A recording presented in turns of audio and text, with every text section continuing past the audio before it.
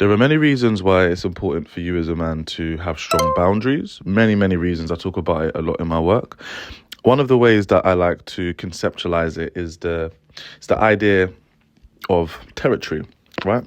So it's the concept of territory, all right? So when I think about territory, I like to think about a lion or a tiger, any predator that claims a piece of land for itself, right? Claims an area for itself, you know. The lion, the tiger, let's use the tiger. The tiger has the audacity to piss on some trees and be like, this is my territory in it, right?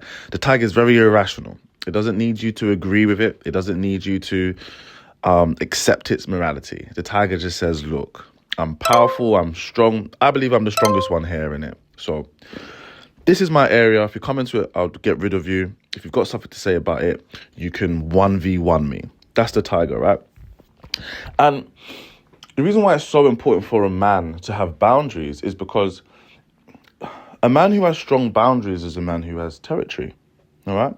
And a man who doesn't have any boundaries is a man who doesn't have any territory. So the woman really has the choice between a tiger or a mouse. The woman really has a choice between a tiger or a mouse. Which one do you think she would pick? And which one would you pick if you was a woman? You know, the mouse has no territory. So the mouse has no boundaries. The mouse is codependent. It is a herd species, a prey species. It depends on everybody around it. It clings onto those around it. It's not a free thinker. It's not independent. It's not masculine. It's weak. It's dependent. It's codependent. And it has to rely on others for its provisioning, its safety, everything. All right. So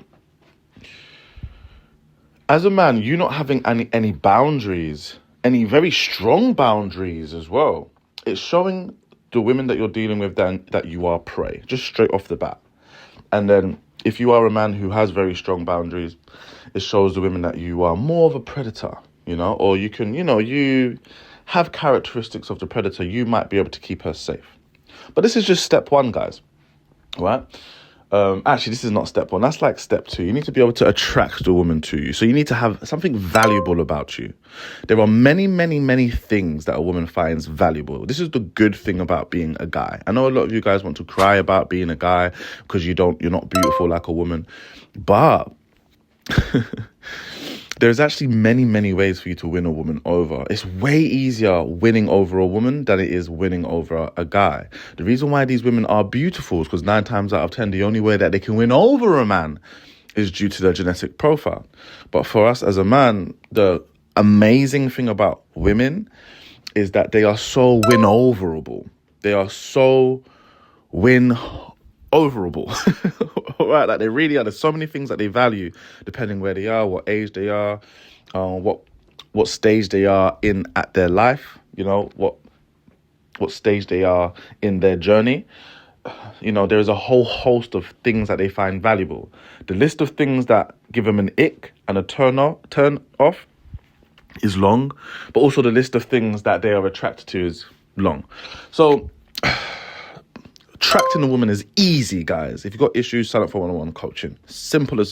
It annoys me how you guys overcomplicate attracting women. Open your eyes and look around you. Yeah, you'll be hard-pressed to find a guy that has not slept with a woman, right? It is, women give it up, man. Trust me, like, women give it up. The women that, the men that I've seen beautiful women sleep with, yeah, trust me, looks doesn't matter. So stay off the internet, touch grass, and open your eyes outside. The women are giving it up, man. Some women are giving up for McDonald's. Pretty women as well. But anyway, so you need to attract them, and then when they're there, you're going to attract the woman with your masculinity and your independence. It's very simple, right? It's a projection. The woman's highest values are masculinity, independence, freedom, choice, options, power. So she's attracted to the men who exhibit those qualities, right? Because that's her highest values, right? So when you get her there, she would only stay if you have territory. Yeah, so she'll test you. She's only going to stay if you've got some territory, right? Because you're unsafe. You know, she doesn't want to go out into the wilderness with a man and it's got no territory. Anything could just come in and out of his area. Do you know what I mean? Like, it's got no territory. So can you provide the woman with a safe space? Your boundaries will let her know yes or no, because your boundaries will become the woman's boundaries if she was to take you seriously. Actually, your boundaries is the woman's boundaries every single time she's out with you. That's how she sees it, you know, because how you treat yourself is how you're going to treat her. So if you've got very strong boundaries, then that's going to overextend onto her, all right? So when your missus, now here's the thing.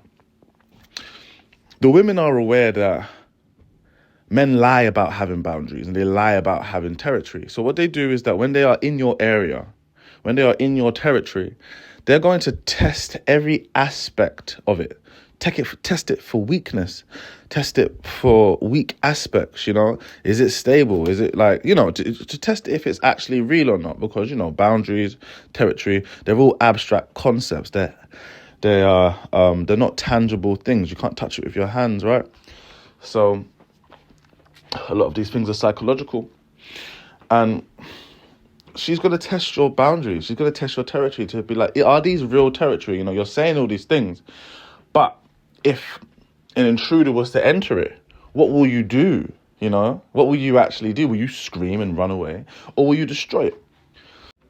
Okay, so once you've attracted the woman to your territory, two things will happen. She will either have sex with you to gain access to it, or you will let her in for free. All right? Obviously, the player archetype, the bad guys archetype, the men who know what they're doing, they require women to pay upon entry to be allowed in. All right. And then for the nice guys, the men who have been conditioned and indoctrinated by romance, they invite women in for free. Right. So the woman, they are sold on a woman's beauty already, and they kind of invite the women in for free. So at that stage.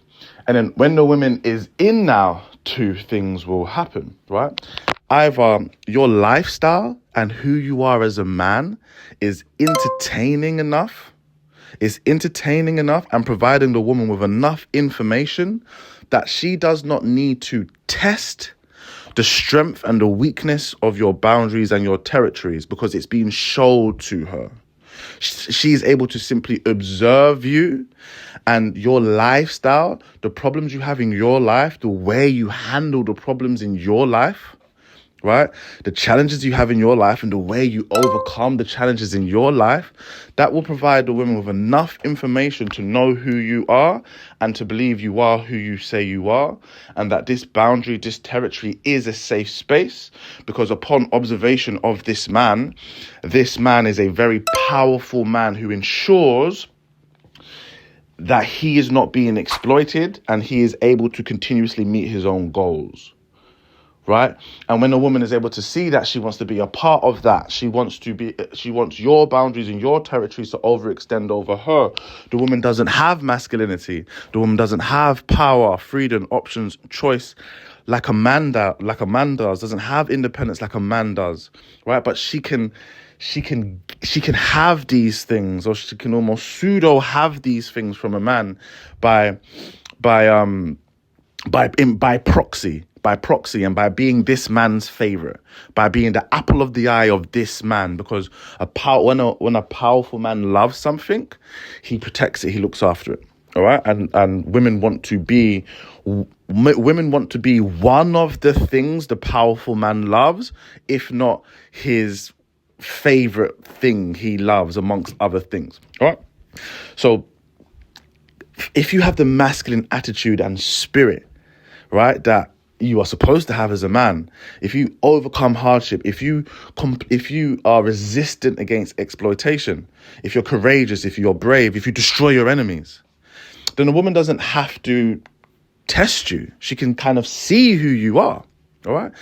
However, if your lifestyle is not like that, if you play life on easy mode, if you are a pleasure-driven man, if you are risk-adverse, if you are not courageous, not brave, you will play it safe. And when you play it safe, The woman has no idea who you are because the woman has probably only seen about 40% of your character, which is just a nice, over-validating aspect. She hasn't seen the other 60% of your character. Now, not only is this extremely unattractive, but it's also untrustworthy and could be dangerous. Because, as I always say, the devil doesn't show up with horns, a tail, and red skin. The devil's going to show up as a nice guy, hiding his darker evil aspects. So this is a primordial fear. The women have always been absolutely terrified about the guy that only shows her 40% of his character. So because this woman has a long list of data and information she needs to capture in order to know, is this a guy that I can be around? Because when women deal with the wrong men, they die, they are harmed, they are abused, right? Or they don't have any outcomes that they want. They don't have their children are unprotected. They are unprotected. Maybe their children are abused themselves, right? Bad things happen when women are around the wrong men. So the women have a long list of data and information to capture. And if you're not presenting any of this information for her to tick and cross to see who you are or not, she is going to become a problem herself for you to see how you act and react to her. Right? There is no hardship. She can't see you overcome any hardship, any pain and suffering. You've got, you don't punish your enemies. You don't have any enemies. All you want to do is hug, kiss, and cuddle her. Right? You pretended, you go on like you're purpose driven. That's how you got her here. But now she's here. It doesn't seem that you do have a greater purpose, a mission in life. All right? A lust for life. You pretended like you have a lust for life, but now she's here. It's quite obvious that you only have a lust for her. You don't have a lust for life. All right? So when you're like that, when you are when you don't show yourself, the woman will be a problem in order to find out who you are. So she will be your enemy to see, how do you react to your enemy? How do you act when someone's betrayed you? How do you act? If I was to be like this, will you ever walk up? Will you ever kick me out of your boundary? Will you ever kick me out of your territory? Or are you desperate? And am I by far the best that you can do? That everything you said to me is a lie and you'll just be happy serving me? Right?